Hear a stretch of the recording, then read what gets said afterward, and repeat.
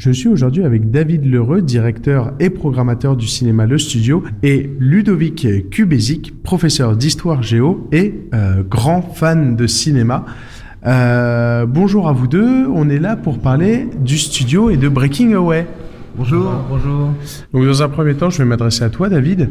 Donc la programmation du studio, c'est une programmation qui est assez atypique. Quel est l'objectif du cinéma Le Studio à travers la programmation qui est proposée ici? Bonjour. Alors oui, le studio, c'est une salle de patrimoine, donc ça a pour vocation à la fois donc de repasser des grands classiques de l'histoire du cinéma et de le faire découvrir à des nouvelles et faire découvrir les films à des nouvelles générations, comme là par exemple 2001 de Kubrick qu'on a passé récemment, où il y a eu beaucoup de jeunes qui sont venus le découvrir, Le Silence des agneaux, ou là par exemple Halloween de Carpenter. Donc proposer des grands classiques de l'histoire du cinéma qu'on prend plaisir à voir ou revoir, et en même temps essayer de faire découvrir des films qui ont été un peu oubliés dans l'histoire du cinéma, puisqu'ils sont sortis au mauvais moment et qu'à l'époque ils n'ont pas beaucoup marché et qui sont en fait des vraies pépites. Et donc voilà, c'est à la fois faire du patrimoine, à la fois de la découverte et à la fois de pouvoir reprendre plaisir à revoir des films qu'on aime. D'accord. Et là justement, on est là aujourd'hui pour parler d'un film qui est programmé dès aujourd'hui, qui bénéficiera d'une séance spéciale en ciné-débat, c'est Breaking Away. Et d'ailleurs, Ludovic, tu es ici puisque tu vas présenter ce film lors de la séance en ciné-débat. D'abord, est-ce que vous pouvez présenter ce film dans un premier temps? Alors, Breaking Away, en fait, c'est un film de Peter Yates. Alors, Peter Yates, c'est un réalisateur qui est assez connu parce que il a réalisé quelques films cultes, dont un film très culte qui s'appelle Bullet avec Steve McQueen. La fameuse poursuite automobile dans San Francisco et ses environs, c'est lui. C'est un réalisateur qui est plutôt orienté vers le cinéma policier, un peu le cinéma d'aventure. Et Breaking Away, en fait, ça fait partie de sa filmographie la plus méconnue, en fait. Parce qu'en fait, ce film, on pourrait considérer que c'est ce qu'on appelle un teen movies. C'est un film sur des adolescents qui sont à une période clé dans leur vie. Mais c'est un film qui mérite vraiment l'attention parce que, en plus d'être un teen movie, c'est également un film social. Et c'est très rare en fait dans le teen movie. Et c'est un film qui s'inscrit même dans l'histoire du cinéma parce qu'on peut voir des influences de ce qu'on appelle le nouvel Hollywood, c'est-à-dire la production américaine de l'époque, la production américaine très marquée par le cinéma d'auteur. Et puis aussi parce que Peter Yates est britannique, le free cinéma, c'est-à-dire le cinéma des années 60 en Angleterre. C'est vraiment un film formidable et un film de patrimoine à découvrir parce qu'en fait il est sorti en 1979 en France. Il y a eu de mémoire il y a eu 100 000 entrées. C'est un film qui est passé comme une comète et qui peu à peu est devenu culte, mais malgré cela, n'est jamais ressorti en fait. Et là, ça bénéficie d'une ressortie et on espère que ça marchera au studio parce que ça s'inscrit pleinement dans la politique du studio et c'est vraiment un film qui mérite d'être vu pour le coup. Pourquoi ce film? Pourquoi toi tu as voulu en parler? Alors moi, en fait, je présente ce film grâce à David, il faut bien le dire. Parce que l'été dernier, je lui ai dit que j'aurais bien aimé présenter ce qu'on appelle un teen movie, justement, parce que je suis très intéressé par le genre. C'est un genre de cinéma qu'on retrouve plutôt dans le cinéma américain. C'est des films centrés sur l'adolescence, et ça m'intéressait. Et il m'a présenté Breaking Away, que j'ai eu la chance d'avoir vu en avant-première avec lui dans son cinéma. Et immédiatement le film m'a séduit parce que comme je le disais à l'instant, c'est plus qu'un teen movie en fait. C'est-à-dire que c'est un film qui se nourrit de multiples influences. Je pense que c'est lié à la personnalité du réalisateur qui mine de rien un très grand réalisateur, qui est un petit peu méconnu, mais qui est reconnu pour la qualité de sa mise en scène.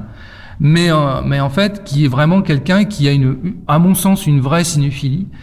C'est la rencontre aussi entre Peter Yates, donc ce réalisateur, et le scénariste qui s'appelle Steve Tezic, qui est un dramaturge. Le film est très bien écrit. En plus d'être très bien réalisé, le film est très très bien écrit. Et Tezic en fait a fait un film autobiographique. Le film se passe dans l'Indiana, dans l'université où il a fait ses études. C'est centré sur un personnage qui est fou de vélo. Or, Tesić, en fait, aime le vélo parce que quand il était étudiant, il a suivi un coureur qui est devenu un coureur américain qui était comment dirais-je qui va devenir professionnel, qui s'appelle Dave Blaze, et comment dirais-je, le héros s'appelle comme par hasard Dave, il faut dire aussi que Tesić, par exemple, a continué dans cette veine. Il a écrit un autre scénario sur le vélo, ça s'appelle Le Prix de l'exploit. C'est un film avec Kevin Costner qui est sorti en 1989. Et donc c'est un dramaturge. Ce film, comme je le disais, est un teen movie centré donc sur la vie d'adolescents. C'est aussi un film social. Ces adolescents, chose assez unique dans le teen movie.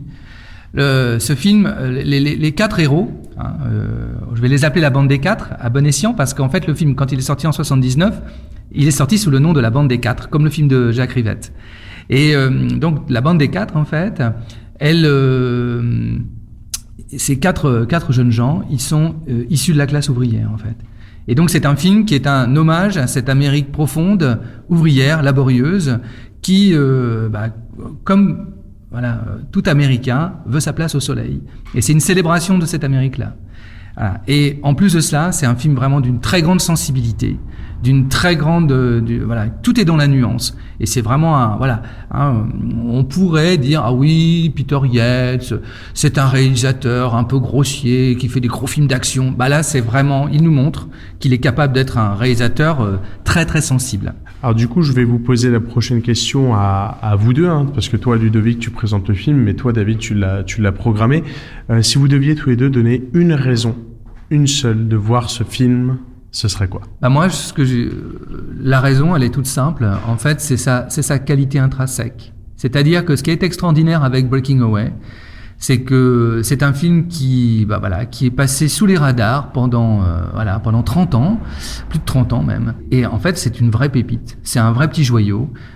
C'est un film qui a d'immenses qualités, comme je le disais, en fait, par son approche thématique, par son approche cinéphilique et également par son approche plastique, c'est-à-dire que Peter Yates, comme un bon artisan du cinéma, a très bien mis en scène son film. La photo, la photo du film est absolument splendide.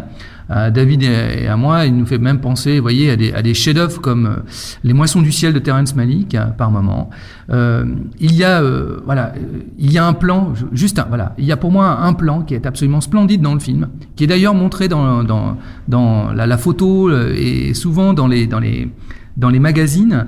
C'est un plan où on a nos quatre lascars, la bande des quatre. Ils sont en train de lézarder sur une pierre au soleil, et en fait cette pierre, elle est absolument suspendue sur un lac qui est en fait une carrière désaffectée qui a été transformée en lac artificiel, et c'est là où ils vont se baigner. Et en fait tout est dit dans ce plan, c'est-à-dire qu'il y a absolument tout dans ce plan. Il y a à la fois le caractère, on va dire, social du film, le teen movie, le caractère social. Il y a une célébration de la nature qui fait que ce film est très américain. Et en même temps, ce plan, en fait, ce plan raconte leur vie, c'est-à-dire qu'ils sont à un moment clé de leur existence. On est durant l'été. Cet été, c'est l'été particulier, comme on retrouve souvent ça dans le film d'adolescence. C'est un été particulier parce que après cet été, à la fin de l'été, leur route risque de se séparer. Ils vont entrer dans la vie d'adulte, et évidemment, en entrant dans la vie d'adulte, ils vont être confrontés à une réalité, à une certaine dureté que le film n'esquive même pas, qui est vraiment très très bien fait pour ça aussi, à une certaine réalité qui risque de faire exploser le groupe et qui immanquablement va les faire changer. Je termine sur une chose, c'est que le film en fait n'esquive aucun questionnement. Vous voyez, la confrontation sociale, par exemple, entre les ouvriers et une certaine bourgeoisie américaine, et en même temps une vraie délicatesse.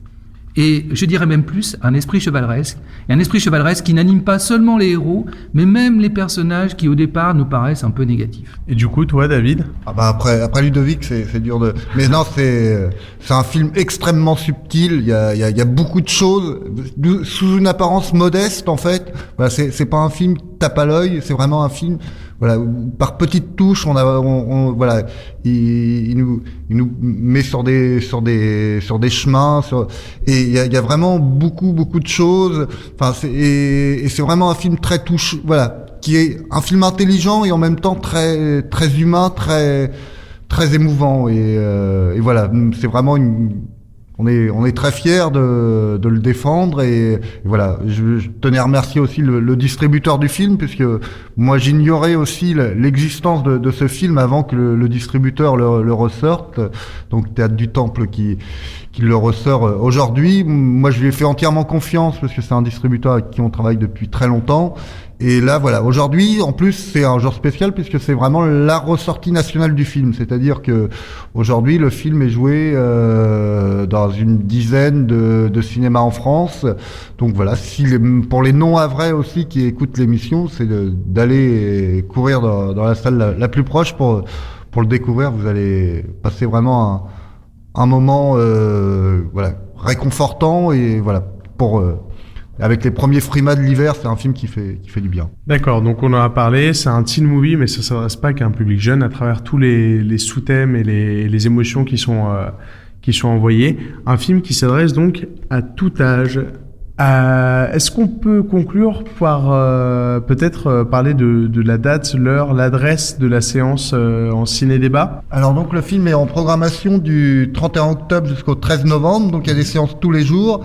Et donc en point d'orgue, c'est le mardi 6 novembre à 20h30, donc une présentation du film par Ludovic Kubévic, qui est intarissable sur le film. Donc je vous conseille vivement de venir à cette séance. Et en plus, le distributeur nous a envoyé des affiches à faire gagner, ainsi que des ouvrages du scénariste. Donc voilà, je vous conseille vivement de venir. En VO? En VO, oui, en VO sous-titré, parce que des fois il y a des gens qui me demandent, mais c'est en russe, mais en russe sous-titré. Je dis bah oui quand même. Quand même. Pour terminer, on peut retrouver les infos peut-être sur un site internet, page Facebook. Est-ce que tu peux nous indiquer? Oui, donc il y a le site internet cinéma-le-studio.fr et la page Facebook du studio où on met aussi des articles qui sont parus dans la presse qu'on partage sur notre page Facebook. Parfait, eh bien merci beaucoup à vous David et Ludovic, et bonne séance au studio à tous ceux qui iront voir Breaking Away de Peter Yates.